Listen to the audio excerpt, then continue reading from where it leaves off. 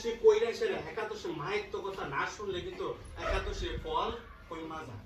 তার জন্য একাদশী ব্রত কইরা একাদশীর মাহাত্ম্য কথা অবশ্যই শোনা বাধ্যতামূলক। আর একাদশী ব্রত কথা শুনলে কি হয়, আমরা মাহাত্ম্য শেষে কিন্তু সেটা জানবো। সবাই মনোযোগ দিয়ে শুনেন। আজকে একাদশীর নাম কি? শর্তিলা একাদশী। আমি কালকে বলছিলাম যে আমরা আগামীকাল সেই শর্তিলা একাদশী ব্রত পালন করবো। ঠিক আজকে সেই একাদশী তিথি, সেই একাদশীর নাম কি? শর্তিলা একাদশী। মাঘ মাসের কৃষ্ণ পক্ষের শর্তিলা একাদশীর মাহাত্ম্য ভবিষ্যত্তর পুরাণে বর্ণিত আছে। যুধিষ্ঠির মহারাজ বলিলেন, হে জগন্নাথ, মাঘ মাসের কৃষ্ণ পক্ষের একাদশী তিথির নাম কি, বিধি বা কি, এবং তার কি ফল সবিস্তারে বর্ণনা করুন। তদুত্তরে ভগবান বলিলেন, হে রাজন, এই একাদশী শর্তিলা নামে জগতে বিদিত। এক সময় গালব্য ঋষি মুনি শ্রেষ্ঠ পুলস্তকে জিজ্ঞাসা করেন, মর্তলোকে মানুষেরা ব্রহ্ম হত্যা, গো হত্যা, অন্যের সম্পদ হরণ আদি পাপ কর্ম দ্বারা নরকে গমন করে, যাতে তারা নরক গতি থেকে রক্ষা পায়, তা যথাযথভাবে আমাকে উপদেশ করুন। অনায়াসে সাধন করা যায় এমন কোন কাজের মাধ্যমে যদি তাদের এই পাপ থেকে উদ্ধারের কোনো উপায় থাকে তবে তা বলুন। ঋষি পুলস্ত বলিলেন, হে মহাভাগ, তুমি একটি গোপনীয় উত্তম বিষয়ের প্রশ্ন করেছ। মাঘ মাসে সূচি, জিতেন্দ্রিয়, কাম, ক্রোধ আদি শূন্য হয়ে স্নানের পর সর্বদেবেশ্বর শ্রীকৃষ্ণের পূজা করবে। পূজাতে কোনো বিঘ্ন ঘটলে কৃষ্ণ নাম স্মরণ করবে। রাত্রিতে অর্চনান্তে হোম করবে। তারপর চন্দন, অগুর, কর্পূর ও শর্করা প্রভৃতি দ্বারা নৈবেদ্য প্রস্তুত করে ভগবানকে নিবেদন করবে। কুমাণ্ড, নারিকেল অথবা 100 গোবাক দিয়ে অর্ঘ্য প্রদান করবে।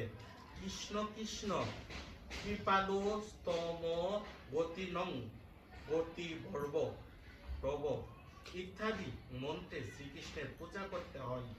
কৃষ্ণ আমার প্রতি প্রীত হন বলে যথাশক্তি ব্রাহ্মণকে জলপূর্ণ কলস, ছত্র, বস্ত্র, পাদুকা, গাবি ও তিলপত্র দান করবে। স্নান দানাদি কার্যে কালো তিল অত্যন্ত শুভ। হে দ্বিজোত্তম, ওই প্রদত্ত তিল থেকে পুনরায় যে তিল উৎপন্ন হয় তত বৎসর ধরে দানকারী স্বর্গলোকে বাস করে।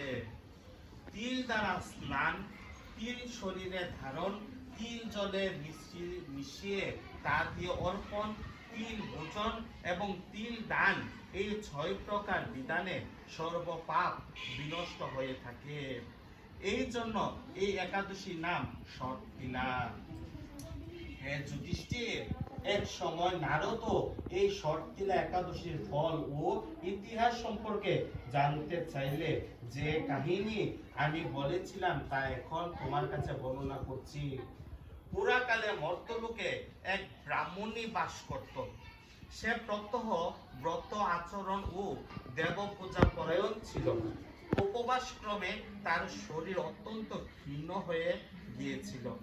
সেই মহাসতী ব্রাহ্মণী অন্যের কাছ থেকে দ্রব্যাদি গ্রহণ করে দেবতা, ব্রাহ্মণ, কুমারীদের ভক্তি ভরে দান করত, কিন্তু কখনো ভিক্ষুককে ভিক্ষাদান ও ব্রাহ্মণকে অন্ন দান করেনি। এইভাবে বহু বছর অতিক্রান্ত হলো। আমি চিন্তা করলাম, কষ্টসাধ্য বিভিন্ন ব্রত করার ফলে এই ব্রাহ্মণীর শরীরটি শুকিয়ে যাচ্ছে। সে যথাযথভাবে বৈষ্ণবদের অর্চন করছে, কিন্তু তাদের পরিতৃপ্তির জন্য কখনো অন্ন দান করিনি। তাই আমি একদিন কাপালিক রূপ ধারণ করে তামার পাত্র হাতে নিয়ে তার কাছে গিয়ে ভিক্ষা প্রার্থনা করলাম। ব্রাহ্মণী বলল, হে ব্রাহ্মণ, তুমি কোথা থেকে এসেছো, কোথায় যাবে তা আমাকে বলো। আমি বললাম, হে সুন্দরী, আমাকে ভিক্ষা দাও। তখন সে ক্রুদ্ধ হয়ে আমার পাত্রে একটি মাটির ডেলা নিক্ষেপ করলো। তারপর আমি সেখান থেকে চলে গেলাম। বহুকাল পরে সেই ব্রাহ্মণীর ব্রত প্রভাবে সশরীরে স্বর্গে গমন করলো। মাটির ডেলা দানের ফলে একটি মনোরম গৃহ সে প্রাপ্ত হলো। কিন্তু হে নারদ, সেখানে কোনো দান বা চাল কিছুই ছিল না। ব্রাহ্মণকে কি করছিল? মাটির ডেলা দান করছে, এলাকা মনোরম মাটির ঘর পাইছে, কিন্তু তাদের কোনোদিনও চাল দানা দান করছে না। তার জন্য এত সুন্দর মনোরম ঘরে বাস করতেছে, কিন্তু ঘরের মধ্যে কি নাই? খাওয়ার মতো চাল নাই। তার জন্য